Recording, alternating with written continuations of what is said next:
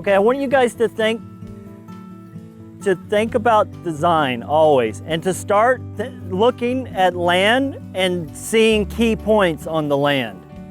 So key point here, you know, low spot. This is actually I think the corner is actually in a 500 year floodplain. We have the lowest spot on the land. And then we're balancing that or offsetting that by putting our water on the highest point on the land up here. So like I was saying, the windmill is our pump. We've got a great wind corridor. This whole area, the wind blows down through. So for 6 to 9 months of the year, that windmill is cranking away. We've got 2 lines that are in the pond that come over to the basin of the windmill, and then the line goes up the hill. We've got our water catchment from up the hill, and we're capturing water on, I think it's probably maybe 8 acres, something like that. I've got to look at that exactly, but I think we're catching about 8 acres. And we have a 24-inch water pipe that comes in here. So this is the diversion box fish lock I was telling you guys about. And basically our water comes into here. This is our sedimentation pond, this little basin. This is 3 foot deep. And then we have another line right here that collects all the water from the greenhouse and the biochar. So all that comes in together and works its way, and it comes here. And I don't have this, I've got this almost finished, but I don't want to, it actually works, but I don't want to run the water because it's super muddy in here. But this is an aeration bed and a filter bed. So from the top, water will gravity feed down, or we could pump it over, and it creates this loop that comes into this filter bed, aerates it with this stone. It's very important to think about aeration when you have fish. Like, that's your main thing. You always want to have a source for the fish to have highly oxygenated water. Once this is flowing, this is going to come off, flow in here, it's going to flow across here and down. So it gets the rocks, which the rocks have a lot of surface area, and the water has to flow around the surface of the rocks, and that energizes the water, and it also oxygenates the water. And then when it flows off this little waterfall, and I showed you a picture when that was active, that aerates it. So this is potentially, this system can go 24 hours a day or 12 hours a day on a solar pump and keep this super oxygenated. And it could be seasonal, we could turn it off, and we could do different things with it. But basically the way this works is when our storm water comes in, it has a safe place to flow through, and then it flows off and comes in. So when the pond is up, and this is actually looking pretty nice compared to what it's been. We've had, it's been pretty low because I just basically maybe a month ago got all this finished where the water could actually come in here. So we've been getting a little bit of rain and it's filling it up. But when this gets all the way full, it's going to be able to back flood this way and head out this way. And our emergency spillway is over there on that edge. The water level's got to get really high for it to go over that. So you'd have to build up the saddle pond before you would let that happen, right? Yeah, basically, this is a great little demonstration here also. Appropriate cover crop. You know, I got this finished, graded out like a month ago. I put some grass seed down. Grass seed does not like to come up this time of year. There's a couple little babies in here, but even the buckwheat is struggling. But I put buckwheat on it. And you know, we've got some coverage. So that's what's important. Trying to always think ahead, trying to always get seasonally appropriate cover crops down. And then you can keep going with it. You can transition and keep going with it. You know, once this plays out, we can put another cover crop down, and eventually we'll have grass established here and just keep it kind of the evolution of the system here. So I'm going to try to just run through everything really fast so we can get back to dinner. Let's go check it out. Basically, let's come this way. Where does this pipe come out of? This pipe comes out, so there's a loop that ties into our system. And this pipe actually comes from the bottom of the windmill over. It feeds the greenhouse, and then it also tees into here. So it can create kind of like this loop effect to keep the water oxygenated. But we can shut that off and water the greenhouse. Let's come around here and we'll look at the filter system. This is a small detail of the overall project, but super important for running it through the emitters in the greenhouse for the drip line, because you do not want to run, obviously you do not want to run silty water through emitters because you'll clog them up. So what we have is the loop coming from the greenhouse, and this is so cool. We can siphon the water off of the top pond to come down the hill and flow through here, so it doesn't take any electricity or anything. Or we can run it through the electric DC pump and run it straight from the pond. So it can do two different things here. So anytime you're building a system, you want to think about as many water sources as possible if you have options, and B, as much resiliency with different systems, and keeping them simple, keeping them like rugged, simple systems. This is a spin filter. Pat actually donated it for the project. It works by continually spinning the water. It cleans the filter as it's flowing through, and a little bit of water gets discharged, and we're going to run it back in the gutter and back into the pond. From the spin filter, it comes directly into the sand filter here, and this is a commercial sand filter. It's like what you would see on a swimming pool or something, and it's super simple. It's just sand in the bottom. Water comes in, perks through the sand, and it goes through the outlet. It's amazing. Like, this is muddy water coming in. I don't know if there's any water left in this, but let's see. And look how clear that is coming out. That's amazing, because it's totally, you see the mud and the silt in the pond, and it's totally clean. And this is great for running through the emitter system. But what it doesn't do is it takes out all the nutrients, or not all the nutrients, but it takes out most of the nutrients in it. So we've also got a tap down the wall here where later on we can use flood irrigation, so we're not filtering in any of the water, and we could set the greenhouse up to irrigate different bays in it. So it's really cool. Also, the greenhouse steps down here, so it's a perfect setup for flood irrigation. So you can just flood and it'll step down. And the other thing, especially in this soil, if you look at what's here, it's super kind of sandy. It's actually saprolite here, and it just sucks the moisture in. So if we do flood irrigation here, we can actually use it for some recharge of the groundwater. So what doesn't evaporate off and used by the plants is slowly working its way down, and we're adding one more useful element to our system here. So that's kind of a neat thing. You guys got any questions on any of the filter? Where does the mud go? I'm not understanding that. The mud is filtered out. It's not really mud, it's silty water. Yeah. It's muddy water. The spin filter takes out the most of it, and the sediment ends up on top of the sand in here. This could be backwashed and cleaned out eventually. Yep. And the way the spin filter works is it's actually open. There's water coming out at all times, so it's throwing the centrifugal force is throwing that silt off, and it can go back into the pond. Oh, okay. Yeah. So it's actually for the average farmer, that'll do it for your irrigation system. Yeah, I'd say so. Yeah. It was designed for 5 acres. I ran 3 acres on it, and I never had a problem. Rarely even had to clean it unless I missed the fact that there was a storm upstream, and the water came down really muddy, and then I'd have to clean it, but it was a couple minutes to clean it. Wow, yeah. That's great. Yeah, it works really well, and the awesome thing about it is it never gets clogged. Like, it's continuously cleaning itself. Self-cleaning. Yeah, so it's very effective. It's pretty affordable. I mean, I think they're probably like maybe $300, something like that, and it'll do most of what you need.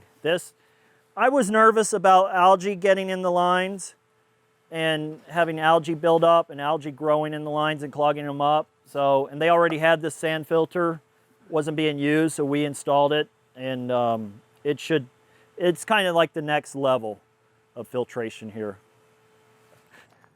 Let's take a pit stop at the wetland. So basically, wetlands are incredible filters.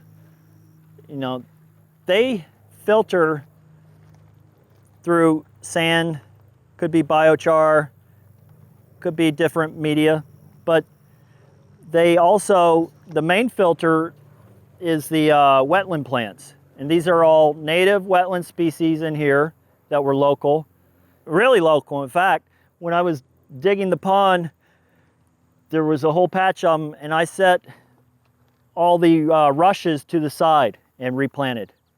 And I kept observing where they were growing, how they were growing, that they like to grow in sand, and then it had clay under it, and water would penetrate, and then there would be standing water. And I basically recreated the same thing here, just on a little bit different scale. But the way this wetland works is this takes in the parking lot water. We didn't want the parking lot water going into the pond. Not that it's super, we could have, but this is kind of an extra protection area. With the biochar, there's potential to have the wood vinegar spill, and with cars, you know, dripping oil, chemicals from the cars, radiator fluid, different things. You really want to keep that out of your pond. So what this does, instead of just diverting that water off, we wanted to clean that water before it was sent out. So the water comes in from the parking lot here. We built this parking lot. It's a gravel parking lot. It's been filled and gravel put on top and compacted. And when you do a parking lot, you want to think about having fall to it. So a gravel parking lot, you want about 1.5% to 2% fall. Just enough fall to keep the water flowing down and not have any standing water in it. So the water works its way down into this basin. From the basin, there's a pipe here, and it shoots into this little sedimentation pond. And this really creates a kind of a awesome biology here. We get dragonflies, frogs, toads, a lot of birds here. The bees like to drink out of the wetlands over there. So basically, when it rains, the water comes in here, sediment falls down here, and then in between, we've got these fingers. So there's a finger here, a finger there, and another finger. And basically, this creates a meander.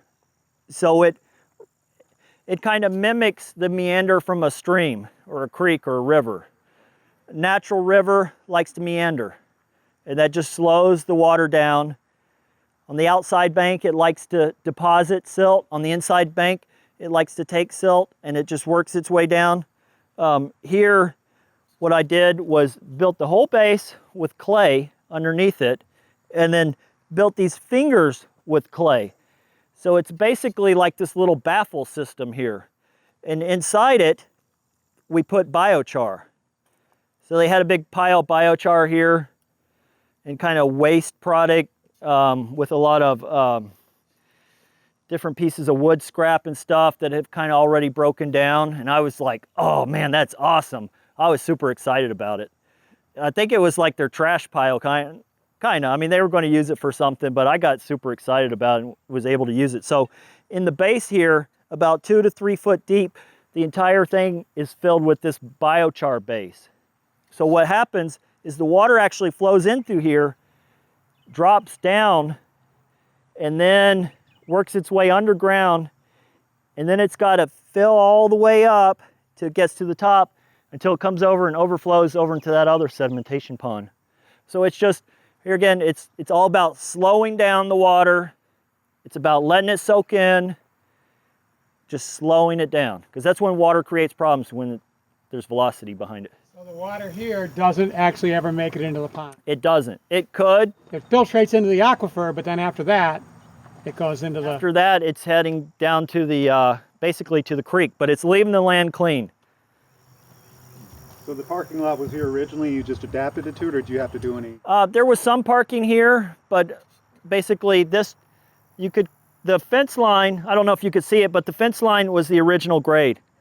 So this was all been built up, the berm around the pond, and the pond is deeper than maybe it looks. The pond's You know, it's about maybe 12 foot deep in the middle. And this whole area has been built up a little bit. These plants are so prolific. I mean, you can find them anywhere, any wetland area. And you don't have to go dig them up or anything. You can just get seed. I mean, there's tons of seed here. You guys want any wetland seed? Look, this is, it's all going to seed. Some of these are rushes and some of them are sedges. Sedges, you can key them out. They have a triangle stem. So that's kind of how you know that it's a sedge. It's all, yep, edges. Sedges have edges. So it's kind of cool. We did a little rock work to retain it. Kind of adds a little beauty. And basically, this bank has to be planted out. We're still early days in the evolution here, but I'm super happy about the way the wetland plants are growing in here. I mean, and we're kind of in the lower season, but earlier on, I mean, these were just spectacular. They're so beautiful. It's funny, now they're starting to sell this stuff in the Lowe's for decorating your lawn and stuff. How have you layered this? You said you started off with that, with the clay foundation. The clay is the base. Yeah. So it's basically like I'm building a clay pond here. But we've got the fingers that are part of that base, kind of like little peninsulas. So they kind of make sure the water, what you want to avoid is water likes to short circuit. It likes to go to the quickest point. And if you let it, it would, if we didn't have these fingers, it would go from here out to there instantly. Like that's the path it would take. So by adding these, we kind of slow it down, and it has to take this longer, much longer route to get out. And how do you integrate the biochar? You just layer the biochar, yeah, it was just a whole layer. Okay. Yep. But it was already, had a little bit of soil mixed into it. It wasn't complete biochar. Okay, so it doesn't like, I was just thinking about water moving and it moving around with it and everything like that, and how you keep it kind of still, but I guess it... Yeah, and this was like a soupy, like when we did it and installed it, and basically when you do this, you build a wetland, before you can install the plants, you have to flood it.